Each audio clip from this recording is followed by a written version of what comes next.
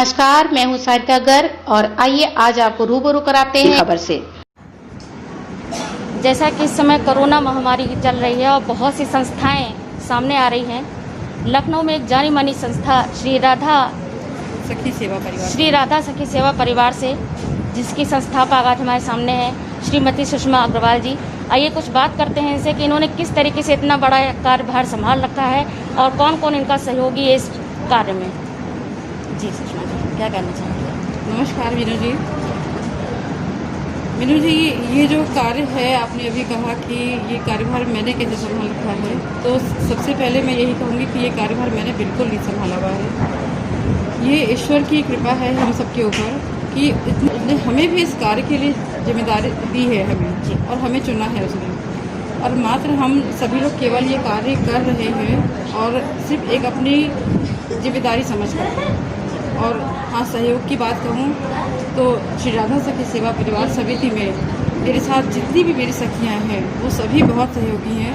अगर मैं एक बार भी किसी भी काम के लिए कहती हूँ कि हमारे सामने ये परिस्थितियाँ हैं या ये सेवा कार्य की आवश्यकता लग रही है, कैसे करें, तो वो सब 1 मिनट में खड़े हो जाते हैं, मेरे तुरंत खड़े होते हैं काम करने के लिए, कभी भी पीछे नहीं हटते, बल्कि कहते सुषमा जी आपने अच्छा सोचा, चलिए हम ऐसे ऐसे जी तुरंत, मतलब पैसे से, काम से, किसी भी जिम्मेदारी से कभी पीछे नहीं हटते। जी सुषमा जी, आपने कब इसकी शुरुआत करी? आपको किससे प्रेरणा मिली कि आप ऐसी संस्था चला रही हैं? किसने आपको गाइड किया इस काम के लिए?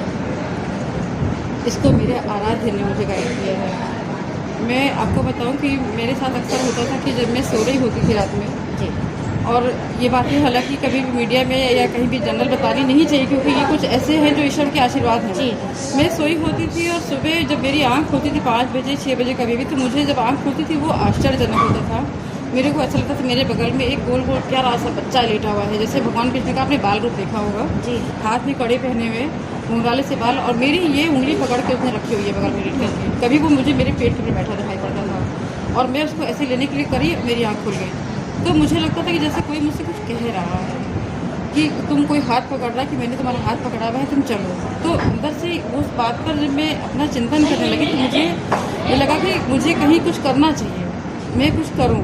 तो धीमे धीमे बस ये ख्याल मन में आया, और पिछले साल भी 21 जून को 2019 21 जून को मैंने कुछ अपनी सखियों से बात करी कि ऐसा ऐसा विचार है, हम लोग करना चाहते हैं, और इस तरह से फिर इसका क्या नाम रखें। तो ये लगा कि हम सखियाँ हैं, कृष्ण और राधा उनकी सखियाँ, तो हम उनकी सखियाँ, तो सखियाँ ना, वहाँ से जोड़ा राधा जी की सखियाँ, तो श्री राधा सखी सेवा परिवार समिति के नाम से, क्योंकि एक परिवार है और परिवार में अगर हम रहते हैं तो हम अच्छा काम कर पाते हैं। जी सुषमा जी, एक सवाल और करूँगी आपसे कि इतनी बड़ी संस्था आप चला रही हैं, जैसे कि आप यहाँ पर विशेष तौर के बच्चे मैं देख रही हूँ, तो इनके आगे भविष्य के लिए आपने क्या सोच रखा है? आगे इनका मतलब कैसे आप कैसे पालन पोषण करेंगी, क्या करेंगे इनके भविष्य के लिए?